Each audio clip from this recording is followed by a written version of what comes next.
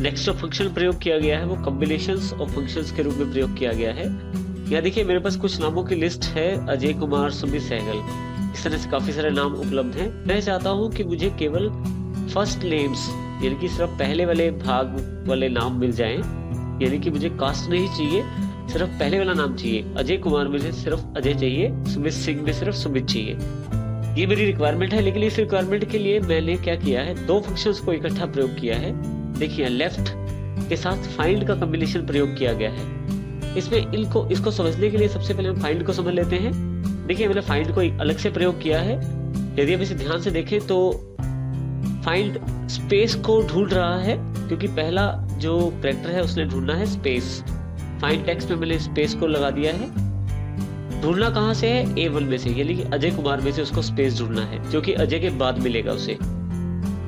और तीसरा जो है कि कहाँ से शुरू किया जाए, तो पहले नंबर से शुरू किया जाए, पहले कैरेक्टर से। तो जो स्पेस मिलेगा वो अजय और कुमार के बीच में मिलेगा। तो जो स्पेस मिलने की जो लेंथ है वो हमें मिल जाएगी, यानी कि पांच कैरेक्टर बाद, यानी कि 4 कैरेक्टर बाद पांचवा जो कैरेक्टर है वो स्पेस है। तो इसी तरह से हमारे पास स्पेस का जो नंबर है वो मिल जाएगा। कैरेक्टर नंबर जो स्पेस का है वो 5 नंबर है।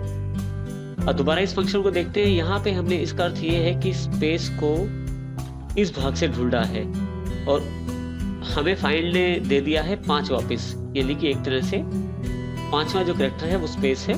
अब हम लेफ्ट फंक्शन की तरफ देखते हैं। लेफ्ट फंक्शन A1 सेल में से ढूंढेगा, किसको, कहां तक ढूंढेगा, स्पेस तक। जब तक उसे स्पेस नहीं मिलेगा तब तक वो ढूंढता रहेगा। जैसे ही उसे स्पेस मिलेगा वो स्पेस से पहले वाले कैरेक्टर हमें ये अवेलेबल करवा देगा।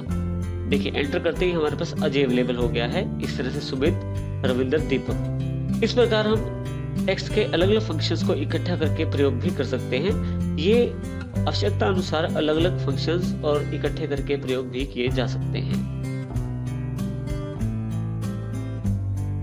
फार्मूलाज में अगले जो फार्मूला हमारे पास उपलब्ध है वो डेट एंड टाइम के रूप में है।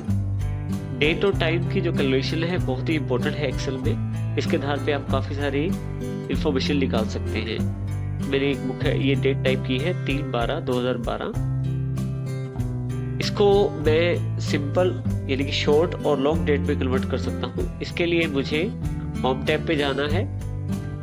नंबर वाले ग्रुप में मेरे पास यहाँ पे लॉन्ग डेट का ऑप्शन अवेलेबल है। जैसे ही मैं यहाँ क्लिक करता हूँ मेरी जो पास जो डेट है वो लॉन्ग फॉर्मेट में कन्वर्ट हो जाएगी।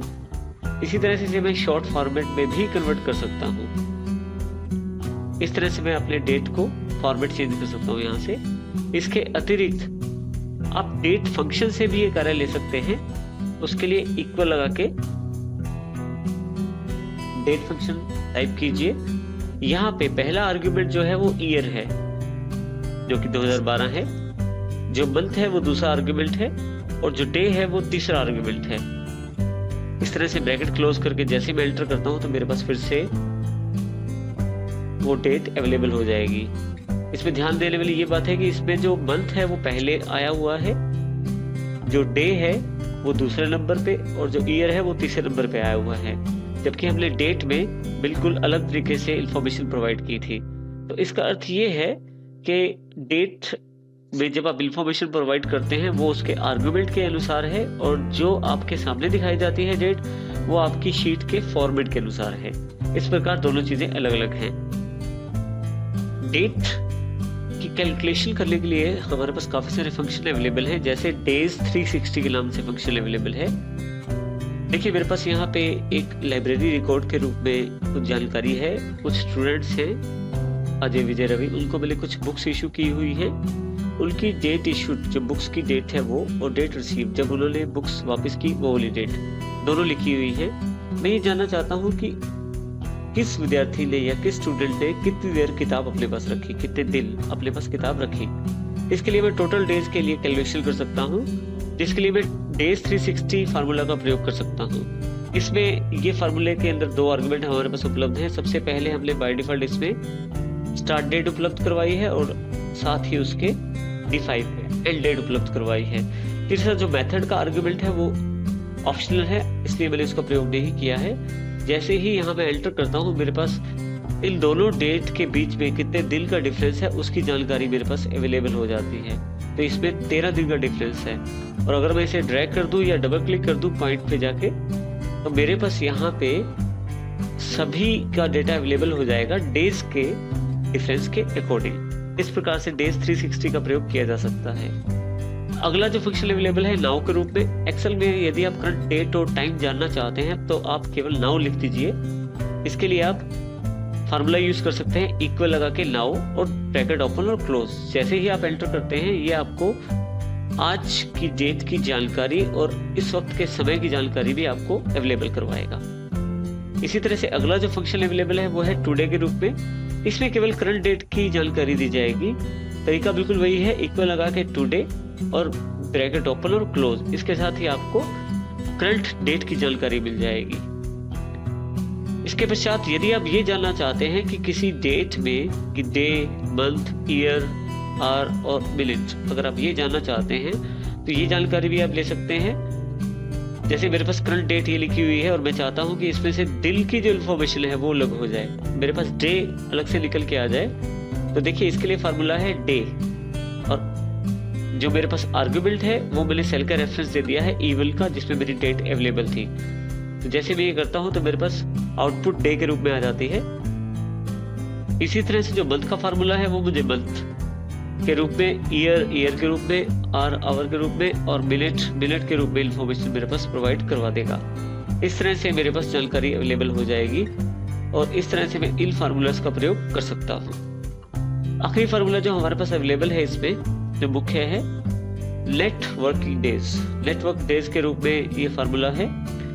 मान लीजिए यदि आपने ये जानकारी लेनी है कि एक डेट से लेकर दूसरी डेट के बीच में अगर हॉलीडेज को निकाल दिया जाए तो कितने वर्किंग डेज बनते हैं, तो वही जानकारी आप नेटवर्क डेज से ले सकते हैं। इसके लिए जैसे उदाहरण से समझते हैं, हमारे पास स्टार्टिंग डेट दी गई है, 2 डेज की डेट दी गई है, यानी कि एक डेट तो अलग है थर्सडे और एक वेडनेसडे की डेट है।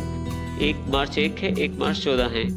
बीच में एक छुट्टी आई है जो कि 7 तारीख की है, मार्च 7 की। अब मैं जानना चाहता हूँ दोनों में वर्किंग डेज कितने हैं, तो इसके लिए मैं वर्किंग डेज पे क्लिक करूंगा और फार्मूला जो मेरे पास एप्लीकेबल है वो नेटवर्क डेज के अंदर मुझे पहले सेल का रेफरेंस यानी कि पहली डेट का रेफरेंस देना है जहां से शुरू करना है मुझे।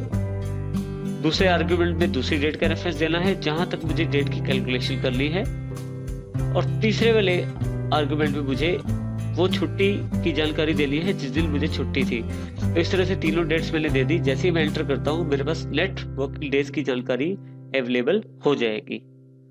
वर्किंग डेज की प्रक्रिया को समझने के लिए हम थोड़ा सा इस टेबल को देख लेते हैं। टोटल जो मेरे पास डेज है वो 14 है, जिसमें सैटरडे संडे 2 बार आया है, एक 3 तारीख, एक 10 तारीख सैटरडे। इस तरह से संडे जो है 4 तारीख और 11 तारीख जो संडे अवेलेबल है। बीच में एक हॉलीडे अवेलेबल है जो कि 7/3/2012 को अवेलेबल है। तो कुल मिला के 5 दिन जो है वर्किंग डेज में नहीं है और टोटल डेज मेरे पास 14 थे। अगर उनमें से लेस कर दिया जाए तो टोटल वर्किंग डेज जो नेट बचते हैं वो 9 बचते हैं, जो कि आपका आउटपुट है। इस तरह से नेटवर्क डेज से आप ये जानकारी ले सकते हैं कि आपके पास टोटल वर्किंग डेज कितने हैं।